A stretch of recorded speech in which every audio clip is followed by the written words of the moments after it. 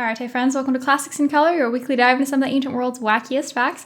I'm Mark Graves, and today my principal source for this video is an article entitled In Scripta in Fronte, Penal Tattooing in Late Antiquity by a W. Mark Gustafsson, if I'm pronouncing that correctly.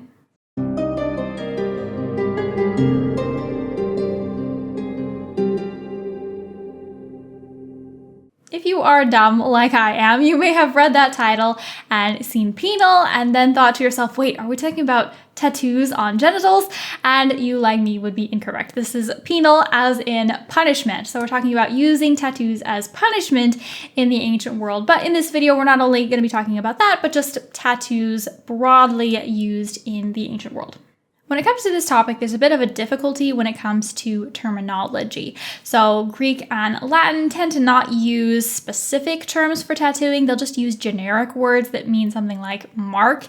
And then that can refer to tattooing, but it could also refer to things like scarring, branding, anything like that. So when we're taking a look at passages from ancient authors, just keep in mind that there's some ambiguity when it comes to translating and interpreting these things. Tattooing was generally something that was quite stigmatized for the ancient Greeks and Romans. It was definitely not something you would get and show off as a fashion statement. So when an ancient Greek or Roman saw somebody with a tattoo, they assumed that they were a slave, that they were a prisoner of war, somebody captured and then sold as a slave, perhaps a criminal or a foreigner. So there were other cultures in the ancient world that practiced tattooing in a more positive light, but the Greeks and Romans were fairly xenophobic, so when they saw people with tattoos, they did not appreciate them as cultural differences. They just saw them as weird, foreign, and icky. Also, tattooing was most likely not something that Greeks and Romans invented. They probably just learned it from some of these other cultures. At least according to Herodotus, the Greeks learned how to tattoo from the Persians. So Herodotus says that when the Persians would take prisoners of war, they would mark their prisoners with the sign of Xerxes, with either his symbol or his name. And so subsequently, some Greek city-states started to do this, and apparently the Athenians would mark their prisoners of war with their sign, the owl. Perhaps the most frequent use of tattoos in at least the ancient Greek and Roman world was as a punishment. That's why punishment is the focus of the article. And if you think about it, it does make some sense. Tattooing, it's pretty cheap and easy to do. It's painful. It also is somewhat dangerous. In the ancient world, they don't have antiseptic or anything, so you could get an infection and then just die just from getting a tattoo. And it's a very cruel, but also a very effective way to punish somebody for the rest of their lives. Often you would put these on somebody's face or on their wrists, so they are just permanently marked and obvious to everyone. And this helps if you condemn them, say, to work in a mine for the rest of their lives. Even if they try to run away, they're just gonna immediately be recognized and be able to be sent back. So again, very cruel, but pretty effective way of dealing with people. Next, we're actually going to take a look at an account that describes this punishment being used. It comes from much later in antiquity when there are different schools of Christianity that are battling it out, sometimes quite literally. It gets quite ugly. So apparently the Emperor Constantius II took issue with some bishops that disagreed with him theologically and opted to actually punish them in this way. The complaint is well known. On your order, the bishops whom no one dared condemn have been deposed, and now they have been tattooed on their Catholic foreheads and are reappraised with the words, condemned to the mines. Later, the Law Code of Theodosius actually bans this practice. At least it prohibits you from putting tattoos straight on the face for religious reasons. But the fact that it had to ban this goes to show us that this was indeed probably a relatively common practice. If someone had been condemned to gladiatorial school or to the mines or quarries for the crimes he had been caught committing, let him not be marked on his face, since the penalty of his condemnation can be expressed both on his hands and on his calves, and so that his face, which has been fashioned in the likeness of divine beauty, may not be disgraced.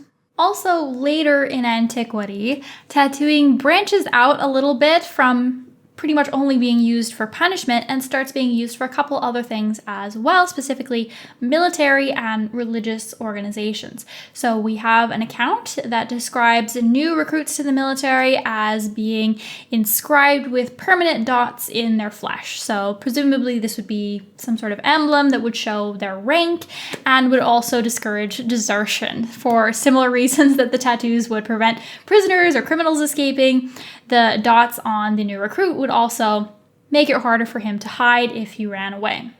Really zealous practitioners of some religions would also use tattoos as a way of permanently showing their devotion to their god. So we're going to take a look at Herodotus that describes a specific temple of Heracles that would use tattoos or at least some kind of permanent marking. If a slave, whoever his master be, flees here and applies the sacred stigmata or signs, giving himself to the god, it is forbidden to lay hold of him. Many Christians in the ancient world condemned this type of behavior, but plenty of others wholeheartedly engaged in it. They had no problem with it, and they loved to use all kinds of Christian symbols. So they would use the Chi-Rho, the Omega, emblems like the fish, the lamb, the cross, obviously, and of Jesus and Mary. So all the things that you would assume and that people still often will use today. So next, we're actually going to look at an account from a pilgrim from the ancient world describing his journey and how one day he and his fellow pilgrims all stopped to get tattoos together. We passed the whole of Monday, the 29th of April, having our arms marked, as all the pilgrims usually do. The operation is performed by Christians of Bethlehem belonging to the Latin Rite. They have several wooden molds, among which you choose those you like the best. Next, they fill them with charcoal powder. Then they apply them to you in such a way as to leave the mark of what is engraved on them. After that, they take your arm by their left hand, stretching the skin tight. In their right hand, they have a little stick with 2 needles, and they dip it from time to time in the ink mixed with ox gall, and prick you with it along the lines made by the wooden mold.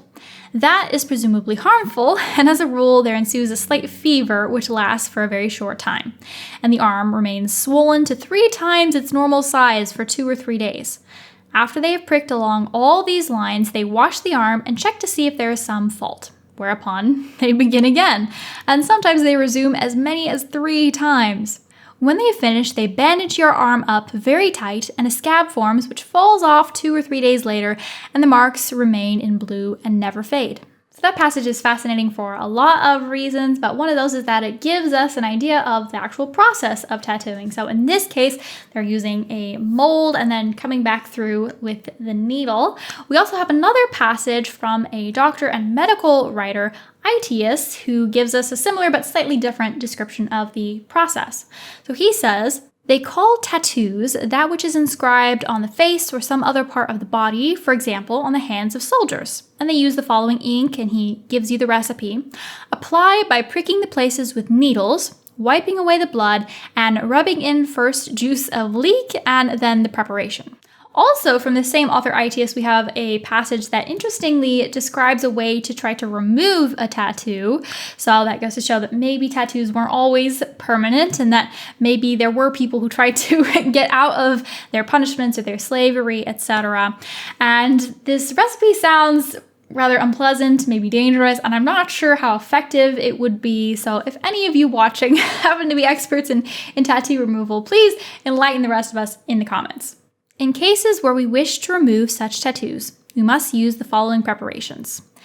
There follow 2 prescriptions, one involving lime or gypsum and sodium carbonate, the other pepper, rue, and honey. When applying, first clean the tattoos with niter, smear them with resin of terebinth, and bandage for 5 days. On the 6th, prick the tattoos with a pin, sponge away the blood, and then spread a little salt on the pricks. Ouch! Then after an interval of 10 stadioi, apply the aforesaid prescription and cover it with a linen bandage. Leave on for 5 days, and on the 6th, smear on some of the prescription with a feather. The tattoos are removed in 20 days without great ulceration and without a scar. The last thing I'd like to do in this video is take a quick look at some other ways of permanently marking things. So branding was something that was used all over the ancient world, but for the Greeks and Romans at least, it was exclusively reserved for animals as far as we know, it seems that they just reserved this for animals and they didn't really use it on people. We also have scarification. So the Greeks and Romans were aware of this, but it doesn't seem like they really practiced it themselves. They just attributed it to different African peoples or tribes. Except there's one possible exception. It's a bit unclear, it's a bit unconfirmed, but let me read you a sentence from the article that kind of hints at this. Lucian mentions philosophers who train their students by forcing them to take cold baths or by whipping them, or the more humane, mark their skins with iron. Also, there is a kind of hybrid between tattooing and cauterization, the marking of the body with red-hot needles. This is known to have been practiced by certain religious sects in late antiquity. So in conclusion, tattoos and other forms of permanent marking were very stigmatized, very much looked down on in the ancient world, were not the fashion whatsoever, but they were still heavily used as a form of punishment, as a way of controlling people, and it was pretty effective, sadly. Also, it was occasionally engaged in by very zealous, or at least very dedicated members of different philosophical and religious groups, but one can imagine that most normal outsiders would have viewed that behavior as pretty strange. So generally tattoos are a no-go in the ancient world. So thank you so much for checking out this video. Special thank you as always to subscribers and to Patreon members, and I hope to see all of you again next week. Χαίρετε.